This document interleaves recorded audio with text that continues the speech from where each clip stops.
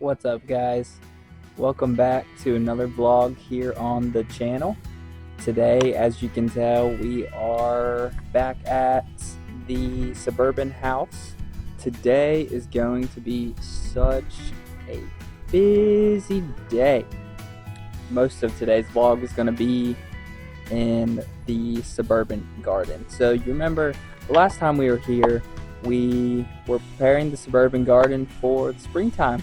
So for your guys' information, me and Mckenna's birthday are in May. So mine is the 28th and hers is the 20th. Today is the 19th. We get to celebrate Mckenna's 24th birthday here soon. I would like to give you guys an update on the suburban garden. If you guys remember from the last vlog, we were preparing the suburban garden for the springtime to go ahead and sow some plants. Most of our plants have been sown and sprouted, so I'm going to surprise Mckenna tonight with this big birthday surprise. We'll see what we get into today. It's going to be interesting.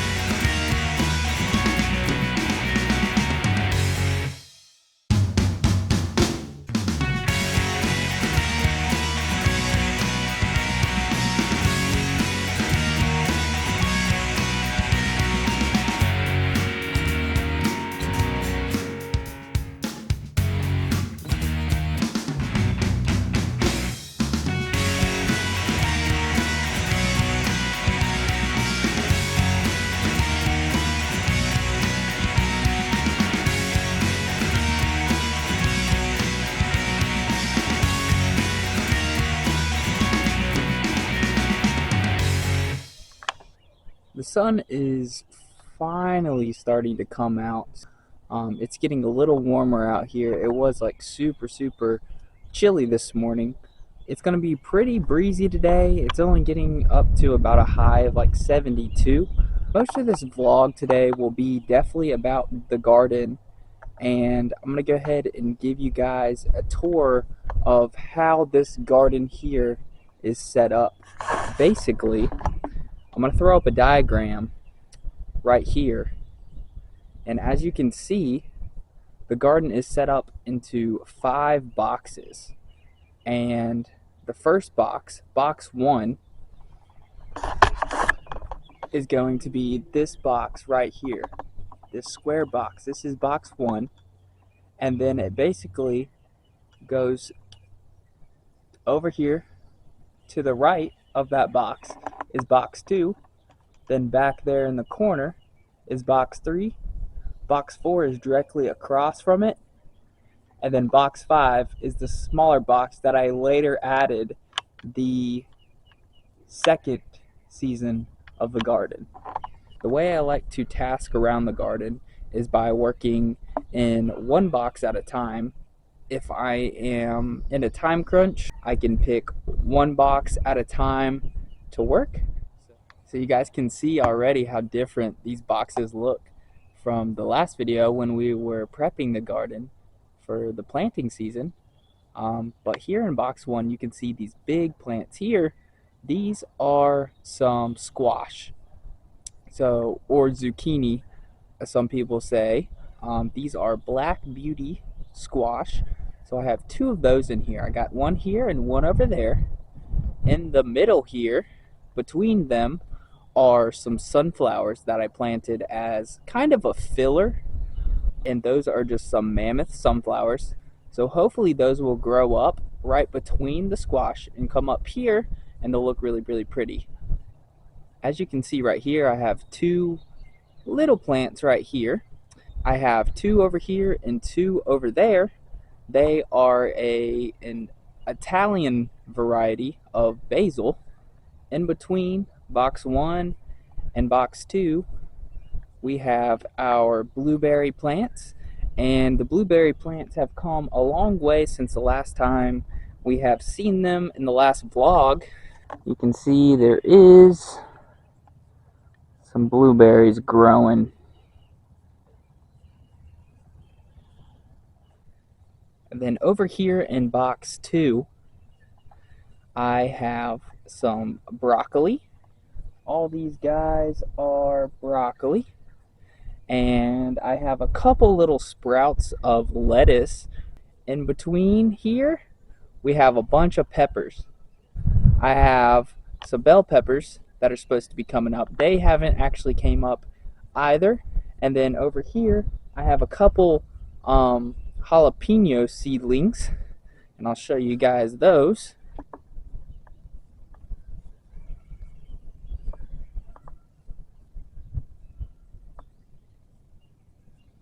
On the far end of box 2, we have a bunch of flowers. All of these ones right here are some zinnias. I have one cauliflower plant, and then back here I have 2 other varieties of sunflowers. So those ones back there are tiger eye sunflowers. If we come to the other side of box 2, you'll notice the same plants that were over in box 1, some more black beauty squash. So I have 2 there. And then if we come further down the invisible trellis here, you'll see that we have 4 cucumber plants. So these are cucumbers. They haven't quite grown tall enough to reach the trellis just yet. And just like you guys saw in the last garden vlog, we have our big strawberry patch here, and they are doing decently well. We've gotten a couple good harvests off of them. The plan is to have some bell peppers sprout here. Over on that side, I have planted some eggplant. I have gotten a couple seedlings to come up, but they're not doing so hot. I also planted some rosemary over there. I decided to go with mostly my lettuce in this box. So as you can see, all of this is butter crunch lettuce. This is a pretty good variety for salads or sandwiches. I have a couple seedlings down here of spinach. Behind the lettuce, you can see these plants back here. These are also some zinnias. On the other side of box 5, we have carrots. All these are some fingerling carrots. And behind all these plants, back here, we have some okra. In box number 4, you'll notice 2 more of the same squash, 2 black beauties here. We have some more broccoli. Over there is a cauliflower plant. Right about here, I have planted 1 eggplant. And then over here is a bunch of variety of different kinds of flowers. So I have zinnias and some sunflowers and some red flares and some poppies.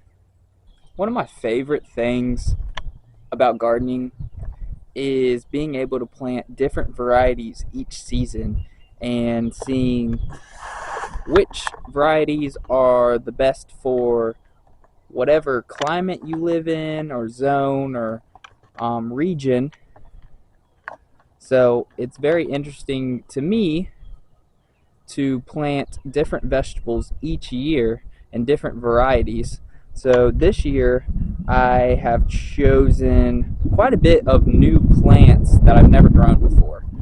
The new plants and varieties that I've picked this year are basil, sunflowers, broccoli, carrots, cauliflower, eggplant. All those vegetables I've never grown before, and I definitely wanted to try to grow them. It's always good to, go outside of your comfort zone and grow something different. See what you can do in your garden. It's really, really rewarding when you grow something that you've never grown before. And then over the course of gardening for a few years, I've learned a lot of things, especially with other YouTube videos or books, or just talking to other people that garden or other friends that garden. There's a lot of different, techniques and things that you can try to grow a better harvest each year. So some new things that I've tried this year, especially, is you notice that with all my zucchini plants in box 1, and if we look over here at box 4, they have these big tall stakes in the ground. So these are just some branches that I've made into some like garden stakes, and I put them down there close to the base of the plant. And what I'm starting to do is tie the plants off to the stake so that instead of the squash growing outward and its stem kind of, running against the ground, it's actually going to grow vertically up the stake and hopefully give me a longer growing season. So that means that I'm going to get more fruit off of my plants over the course of the season. Another thing that I've incorporated into my garden is making sure that any empty space in your garden is filled at all times. Let me show you an example of what I'm talking about. So down here, you can see where I put this basil. I also used other filler plants like rosemary. I can even use okra because it grows so tall and thin. You can use okra. You can use different varieties of flowers as fillers. So a lot of times I will use my zinnias as a filler plant because they just make the garden pop and look prettier. I tried to use some lettuce as a filler this year, but I think that I planted the lettuce a little too late and it's too hot for the lettuce to actually do well. The last 2 growing seasons, I have used the entire invisible trellis to plant cucumbers. And what I have found out is that I have way too many cucumbers for what me and my wife can handle. So even if I give them up to other people, I still have so many cucumbers, and we can them. So what I did this year was I kind of cut the amount of cucumbers I plant down. I usually plant about 8 to 9 plants, and this year I only planted 4. So that was something new that I wanted to try to see if I cut down the amount of cucumber plants, will I still have enough for me and my wife for canning and for sharing with other people, and keep a little bit more room for other plants like this zucchini here. Using a variation of different vegetables, different colored leaves, different colored flowers, really gives a bit of an artistic appeal to the vegetable garden. So I started the strawberries last year, and I don't even know what to do with these things. I've had so many issues with these strawberries last year and this year with bugs. No matter what I put on them, I've tried a few different things, but right now I've been using neem oil, and I believe that the neem oil is working on some of the bug problems throughout the garden when it comes to bugs eating my leaves and stuff.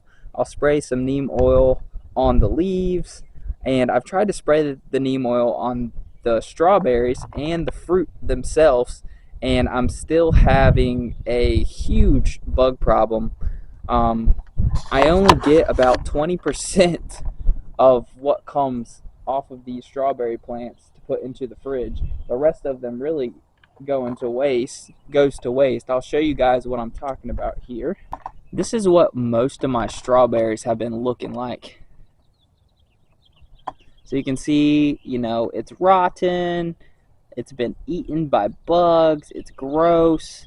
So most of my strawberries in the garden have been going to waste because of this bug problem. and I really am looking for a solution to fix it so that I can have a bigger harvest of strawberries, because it really sucks when you come out here every day to pick some and they're all eaten up. This is the neem oil that I have been using for the past 2 or 3 years. Basically, it's a concentrate, so you just mix it with some water in a pump sprayer and you spray it onto the leaves. And it has been working for the bigger vegetables like the zucchini and squash. If you spray it on the leaves, you can see down here on like this leaf here, it's been all eaten up. So what I do is I spray some neem oil on there, and it usually gets the bugs to go away. Once the plants start getting bigger and they start producing some fruit, the bugs typically leave the plants alone. Another problem that I've ran into this year is I think that I've planted the greens a little bit too late this season.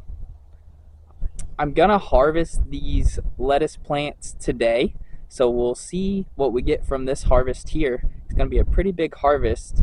We'll have a lot of salad for the next week or two. But you can see I only have 3 spinach plants down here. I usually have so much spinach, but I usually start a lot earlier. And I think it's just way too hot for these spinach to actually germinate and start producing like they should. And then these other 2 lettuce plants I've planted down here, I kind of was going to use them as a filler, but it looks like it's just way too hot for them to actually come up and start growing. Shading, I think, is going to be another issue that I'm going to have this year. For example, if we come over here to box 1, there is some overlapping between the squash and these sunflowers. You can see the squash leaves are literally coming up right above the sunflowers and kind of blocking the view of the sun, which may cause a problem once these squash plants start to get, a lot bigger. I do have some shading issues probably over here in box number 4. You can see how big the sunflowers are getting compared to the other flowers. They might cause some shading over here, as well as maybe these other plants in the middle of the box. And then down here are the broccoli plants that I was showing you guys earlier. They seem to be very leggy. If you don't know what leggy means, it basically means that the plants are really tall, and their stems are too skinny to keep them up. So they pretty much get top heavy and they fall down, kind of like this guy. I mean, they're all just kind of falling down and they look limp. They're really not unhealthy. Their stems are just very weak, and the plants are too tall. A few things can cause leggy plants, such as not enough sunlight, like they're trying to reach for sunlight, or just not enough nutrition in the soil, or not enough water. But I've tried everything to keep these guys strong, and most of them are doing okay, but a lot of them are starting to fall over and get really leggy on me. So we'll see how the broccoli does the rest of the season. I'm hoping that it kind of stays straight up and we're able to actually harvest some. You'll notice in the garden that a lot of the spots are darker than others in the soil. What I do throughout the growing season is continuously add compost to my bigger plants. So when the plants become big enough, such as this squash and the cucumber plants back here, I will actually add some compost throughout the season to kind of keep that nutrition flowing, so that my plants will grow, big and strong. Let's take a look over here at the compost bin and see what that looks like now, because it's kind of changed a little bit since the last video. The finished compost is actually more finished, believe it or not. So we'll take a look at that. So you can see this is the unfinished compost pile here, and then over here is the finished compost pile. It looks really, really nice. Feels great. A lot more finished than it was last vlog here in the garden. I am gonna go ahead and harvest the lettuce today. I have this bowl here. We'll go ahead and harvest all this juicy lettuce. Basically, all I gotta do is pinch it off of the plant, put it in here, we'll rinse it off, and put it in the fridge.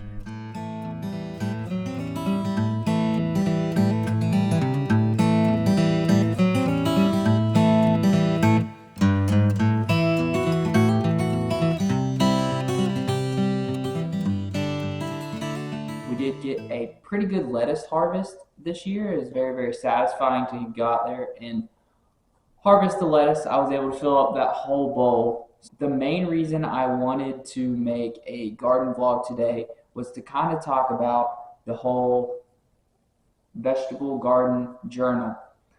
So this is the journal that I use for my vegetable garden. This journal was started, let's see, February 5th.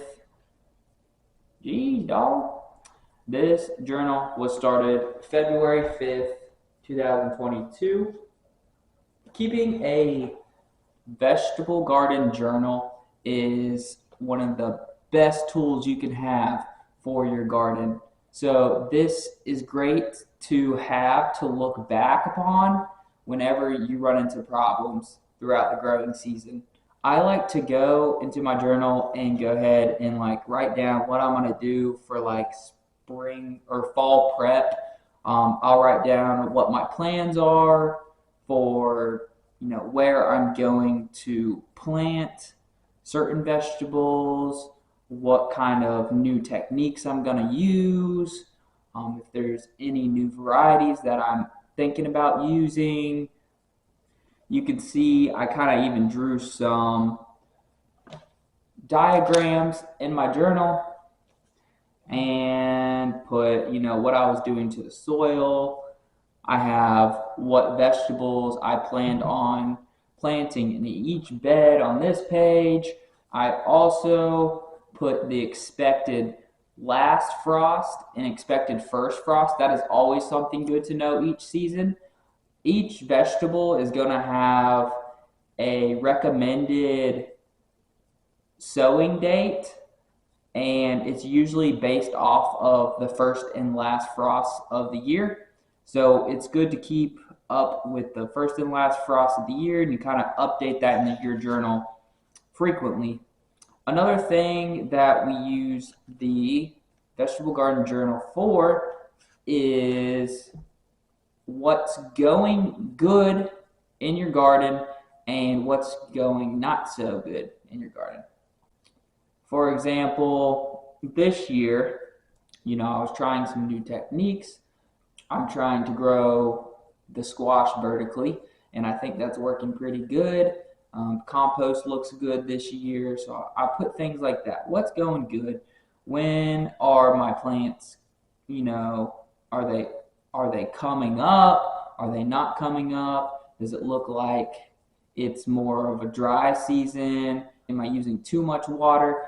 It's also important, very, very important, to write down in your journal what is not going so great. So, for example, my bug problem right now, I write down every day. Let's see if I have an example in here. For an example, I put still an issue with pests eating them. I believe it's pill bugs. Very, very simple. Just you really want to keep up with what's going on in your garden. What's going good, what's not going good. Another piece to the journal that is also important is statistics. So measurements, temperatures, anything like that. You want to know, what is the temperature outside? What is the temperature of your soil? How big are my seedlings? How big compared to other areas of the garden are the seedlings? What's the distance between plants? How big are the leaves getting? what do the leaves look like? Do they have any kind of diseases on them? You want to document all this stuff in your journal, and this is going to help you to grow the best quality vegetables in your garden and have the highest yield of fruit each season. Okay, so let's talk about this whole birthday surprise for Mckenna. The plan is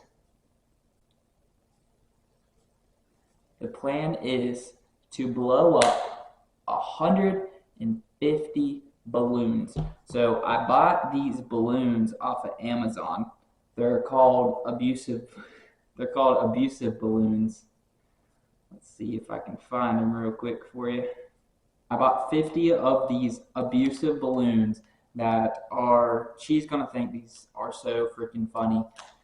They say, "You fucking did it, congrats, happy fucking whatever, yes bitch, this party sucks, this party is shit, you are old as shit, yay, life's fucking shorter, fuck you and your fucking birthday, I don't want to be here," and fake friends.